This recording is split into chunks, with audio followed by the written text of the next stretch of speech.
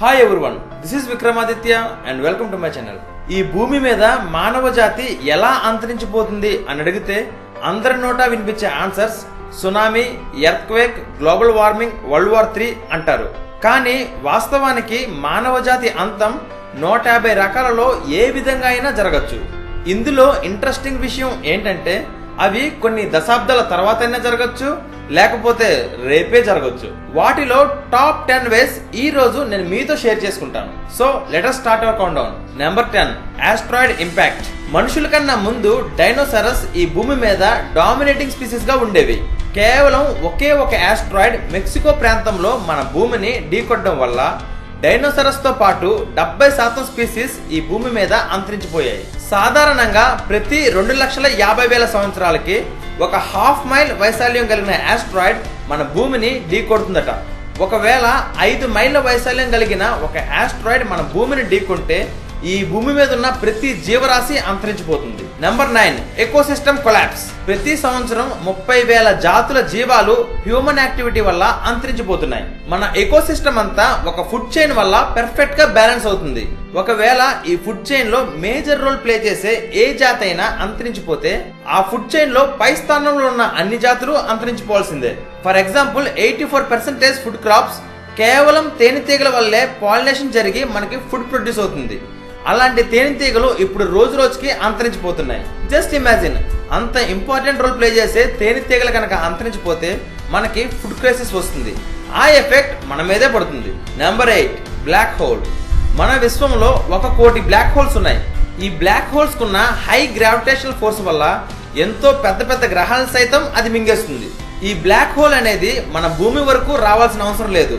మన solar system కి దూరంగా అది పాస్ అయినా చాలు, అది మన భూమి యొక్క ఆర్బిట్ ని చేంజ్ చేస్తుంది. అలా జరిగితే అయితే మనం మాడి మసైపోతాం, లేకపోతే ఐస్ లాగా గడ్డగట్టుకుపోతాం. ఇది ఇలా ఉంటే మనకి బిగ్ బ్యాంగ్ జరిగి ఈ విశ్వం ఎలా మొదలైంది అనే విషయం తెలుసుకోవడానికి తయారు చేస్తున్న లార్జ్ హెడ్రాన్ కొలైడర్ అనే ఒక మిషన్, ఒకవేళ ఆ ఎక్స్పెరిమెంట్ ఫెయిల్ అయితే ఒక బ్లాక్ హోల్ ఫామ్ అవుతుంది. అప్పుడు మనమే ఒక బ్లాక్ హోల్ ని క్రియేట్ చేసిన వాళ్ళం అవుతాం.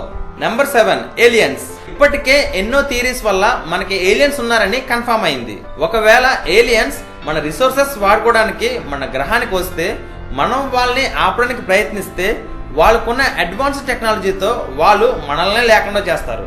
పోనీ వాళ్ళు మనతో ఫ్రెండ్లీగా ఉండడానికే వచ్చినా వాళ్ళతో పాటు వచ్చిన అవుటర్ స్పేస్ జెమ్స్ ఏలియన్స్ పైన రెసిస్టెంట్ గా ఉండి మన పైన లీతలుగా యాక్ట్ చేసి మనల్ని నాశనం చేయొచ్చు. ఫ్రెండ్స్, ఒక మోస్ట్ ఇంట్రెస్టింగ్ కథ చదివితే చాలు అది ఒక మనిషి జీవితాన్నే మార్చేస్తుందంటే మీరు నమ్ముతారా?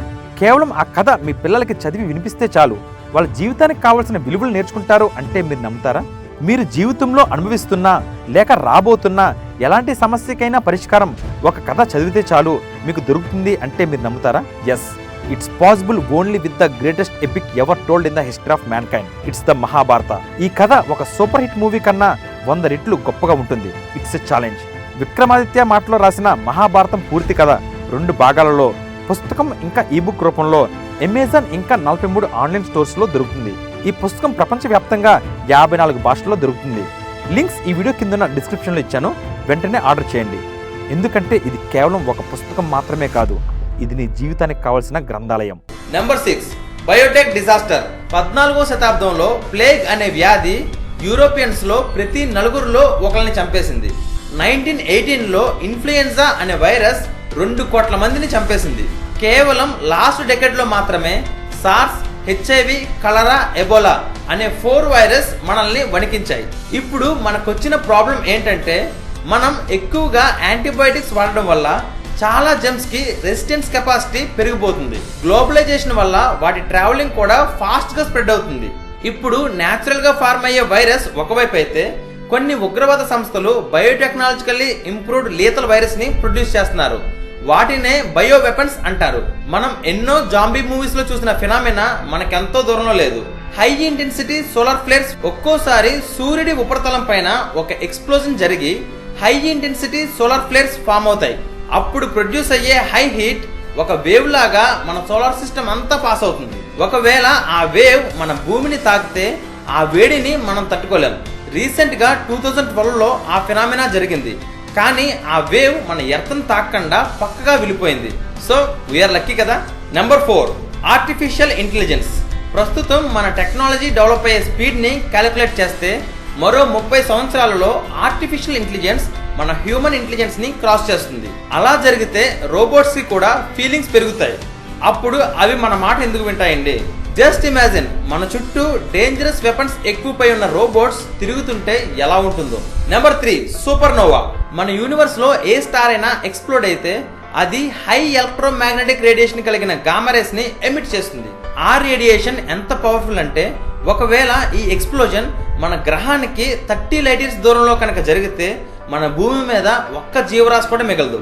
ఎందుకంటే ఆ రేడియేషన్ మన భూమి చుట్టూ ఉన్న ఓజోన్ లేయర్ ని డిస్ట్రాయ్ చేస్తుంది. అప్పుడు మనం ఆ రేడియేషన్ ని తట్టుకోలేక చికెన్ తండూరి అయిపోతాం. Number 2, nuclear war. ప్రస్తుతం మన ప్రపంచంలో 9 దేశాలలో మాత్రమే 15,000 న్యూక్లియర్ వెపన్స్ ఉన్నాయి. ఏ కంట్రీ అయినా యాక్సిడెంటల్ గా అయినా ఒక న్యూక్లియర్ వెపన్ ని లాంచ్ చేస్తే కొన్ని సెకండ్లో మాత్రమే మిగిలిన కంట్రీస్ అన్ని కూడా వాటికున్న వెపన్స్ ని లాంచ్ చేస్తారు. కేవలం కొన్ని క్షణాలలోనే మన ప్రపంచం అంతా అంతరించిపోతుంది. Number 1, super volcano. మన ప్రపంచంలో 1500కు పైగా వాల్కెనోస్ ఉన్నాయి. వాటిలో 4 మాత్రమే సూపర్ వాల్కెనోస్ అంటారు. సూపర్ వాల్కెనోస్ సాధారణ వాల్కెనోస్ కన్నా 1000 రెట్లు పవర్ఫుల్. ఒకవేళ ఈ సూపర్ వాల్కెనో కనుక ఎక్స్ప్లోడ్ అయితే కేవలం కొన్ని సెకండ్స్ లోనే 1,00,000 మందిని చంపేస్తుంది. దాని నుండి వచ్చే డస్ట్ కొన్ని వేల కిలోమీటర్ల వరకు ఆకాశంలో పేరుకుపోయి సూర్యుని కిరణాలు భూమి మీద పడకుండా ఆపుతుంది. సూర్యుడు లేని భూమి ఏమవుతుందండి? కుళ్ళిపోతుంది. ఇందులో ఒక గుడ్ న్యూస్ అండ్ ఒక బ్యాడ్ న్యూస్ ఉంది.